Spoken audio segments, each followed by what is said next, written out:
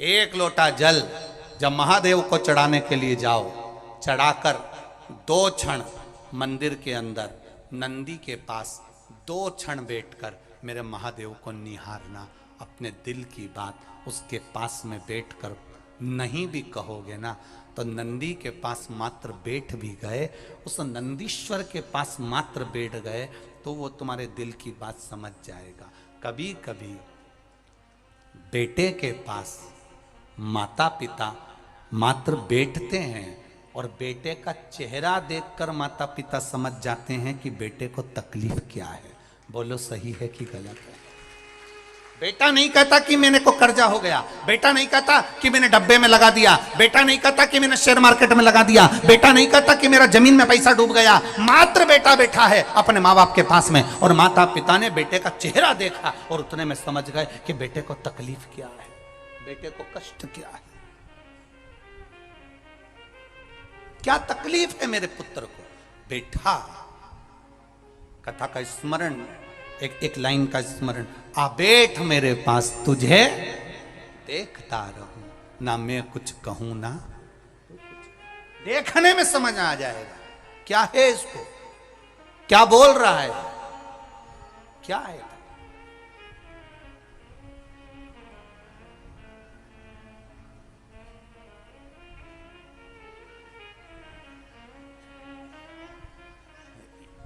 उसको केवल कहने का एक भाव, नंदी के पास बैठ जाओ, है दुख, अपार दुख है, अपार तकलीफ है, कष्ट है, बीमारी है, रोग है। डॉक्टर ने कह दिया लीवर किडनी बेकार हो गया, डॉक्टर ने कह दिया कैंसर हो गया, डॉक्टर ने कह दिया ये तकलीफ ज्यादा हो गई, शरीर में गांठ पड़ गई, हो गया ना, शरीर है ना, हो गया। एक पत्र में एक बहन ने लिखा कि मेरे शरीर पूर्ण तरह से बेकार हो गया, यहां तक बच्चादानी में गांठ तक पड़ गई, उसने पत्र में लिखा है।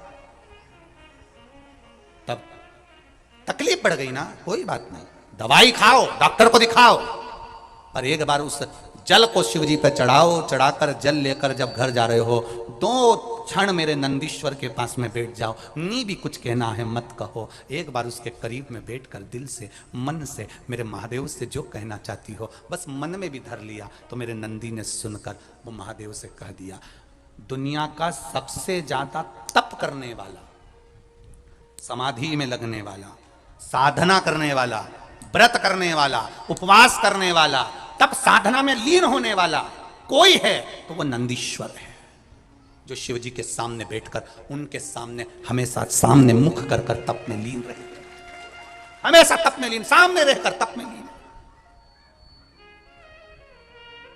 कौन कौन गया शंकर जी के मंदिर? सब गए हो? नंदीश्वर को देखा है? रख लो हाथ। तुम गए तो कभी नंदी ने पलट के तुम्हें देखा? अरे बोलो तो जम के, नहीं देखा।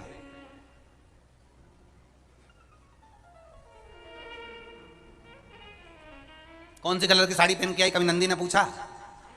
नहीं पूछा। पलटा? नहीं। केवल एक टकटकी है उस नंदी की, वो है देव अधिदेव महादेव। नंदी की कथा कहती है जब हम शिव महापुराण में जाएं, भगवान की कथा में जाएं, मंदिर में जाएं, नंदी हमको सीख देता है कि तुम्हारा ध्यान दूसरी जगह नहीं जाना चाहिए, मैं शिव को देख रहा हूं, तुम भी शिव का दीदार कर कर जाइए। कुछ नहीं देखती, कुछ नहीं, अपने प्रेम को दर्शाने का भाव प्रकट करिए। हम कई बार कहते हैं शिव महापुराण में जितने कार्यकर्ता कार्य करें, हम उनसे बार बार कहते हैं, हर जगह कथा में कहते हैं, और आगे भी जो कथाएं वो भी अच्छे से सुन लें, हम हर कथा में कहते हैं कि शिव पुराण में जितने कार्यकर्ता कार्य करते हैं, जितने लोग संभालते हैं, चाहे वो कार्यकर्ता हो, चाहे बाउंसर हो, चाहे काली शर्ट वाले हो, चाहे पीली शर्ट वाले हो, उन सब से एक निवेदन रहा है, किसी से भी आप बोलो मीठा बोलना, प्रेम से बोलना, आड़ा टेढ़ा मत बोलना। दुनिया के लोग आपको नंदी के रूप में देखते हैं, सेवक के रूप में देखते हैं कि आप देवाधिदेव महादेव की सेवा करने आए हो, और आप अगर किसी से अपशब्द कह दो या किसी से आड़ा टेढ़ा कह दो तो उसमें आपकी श्रेष्ठता नहीं है। दुनिया के लोगों को ये लगता है हम सीहोर वाले महाराज की कथा में गए थे और हमारे को ऐसा कह दिया। दिक्कत वहां खड़ी हो जाती, प्रेम परोसा जाए। आशुतोष शिव महापुराण की कथा है, आशुतोष आपके भीतर भी होना चाहिए, आपका किसी से बैर नहीं, केवल प्रेम होना चाहिए। लुटाओ प्रेम, जितना दे सकते हो दीजिए, अपने स्नेह को बांटने का मौका मिला।